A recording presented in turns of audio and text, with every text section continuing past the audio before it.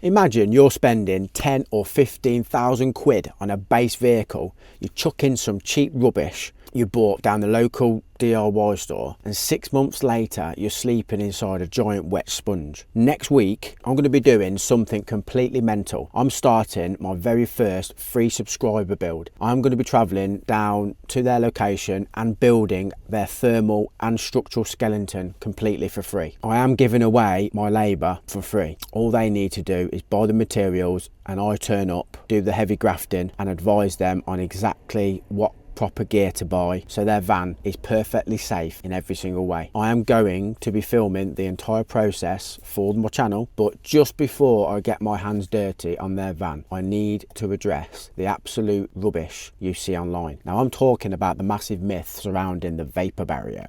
So everyone loves scrolling through their social media, looking at photos of fairy lights and pristine pine cladding, but nobody shows you the rotting metal underneath when they get the vapour barrier and the thermal skeleton completely wrong. So today I'm going to be explaining to you exactly how to prevent the moisture build up as much as physically possible. If you do not create a proper thermal break and a rock solid structural frame, your heavy overhead cabinet are going to rip out of the walls the first time you hit that nasty pothole on the motorway. So stick around, because in a few minutes I'm going to show you a foolproof trick with expanding foam that stops hidden rust dead in its track and saves your MOT. Let us get straight into the reality of the building, reality of van building, in a nice little stealth spot, trying not to draw attention. The heat from your body and your breath and your boiling kettle has to go somewhere. If that warm, moist air hits the metal, it condenses. You get damp, you get mold, and you eventually get the rust. So to fight this, we need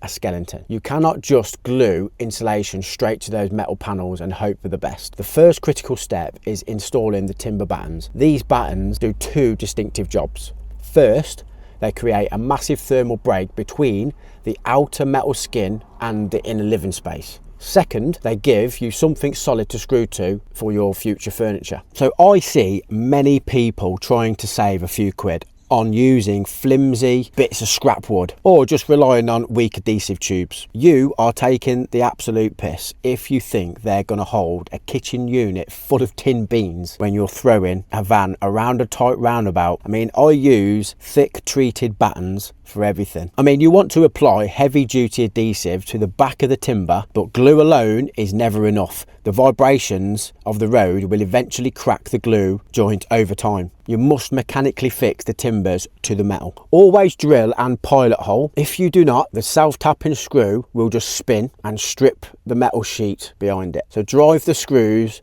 in nice and tight, and you will also notice that the metal walls bow outward slightly. You have to scribe the back of your timber with an electric planer so it hugs the metal curves perfectly. Repeat the entire process across every major vertical and horizontal rib in the van. What you are left with is basically a structural grid, a perfectly plumb, flat skeleton that brings all those weird curves in the van into a beautiful straight line. So as a carpenter, I promise you this: if your walls are not perfectly flat from day one, every single cabinet, bed frame and shelf you try to build later will look terrible and poorly fit. So put the miserable hours in right now and your future self will thank you for it. Now we move on to the insulation itself. Forget that cheap fluffy loft insulation. It sags over time. It holds moisture like a towel and it's completely useless for a mobile home. We strictly use Celotex rigid board insulation. It has a foil face both sides and offers a massive thermal resistance for the exact thickness. So the absolute secret to using Celotex properly is a friction fit. You need to measure the gaps between your newly insulated timber and the battens and cut those boards exactly to size. In fact, you should cut them 1 or 2 millimeters bigger than the actual gap. I mean, you want to have to force it in. When it is frictionally fitted tightly, it will not squeak, it will not rattle when you're driving down a bumpy country lane. We are packing out the entire depth of the metal cavities, bringing that rigid insulation completely flush with the front of the timber battens. So before we get to the real messy part of this job, I want to ask you guys a quick question. We all have that one DIY job we absolute dread starting. For me, it's always the initial measuring out, because I know one tiny mistake will ruin the whole build. What is the one stage of van conversion that generally terrifies you?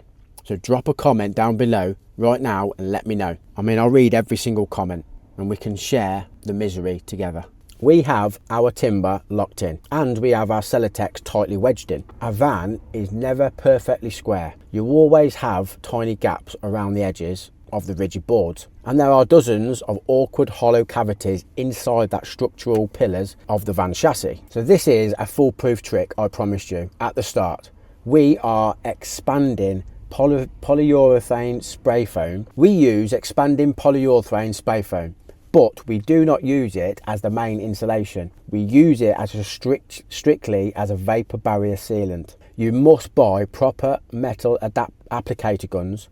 Do not buy them cheap plastic cans with the flimsy straws on top. They are impossible to control and you will end up covered in sticky yellow foam looking like a right idiot. So put some heavy duty gloves on for this. If that foam gets on your skin, it will not wash off for weeks. You inject this foam into every single crevice, every single hollow rib, and all the way around the entire perimeter of the Celotex boards. We are sealing the cavity completely. When this foam cures, it forms an airtight barrier.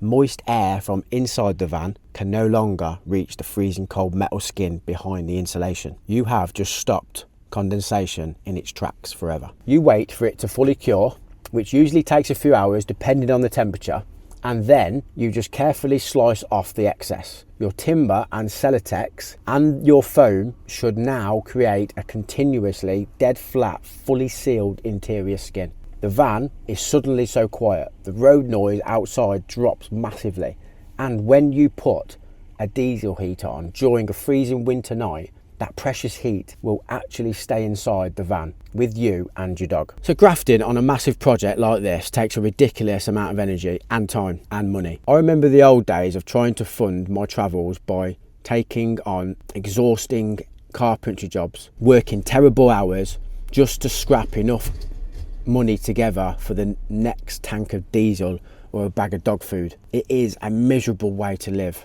when you're supposed to be out exploring and feeling free. Now that all changed when I finally figured out how to build a reliable digital income.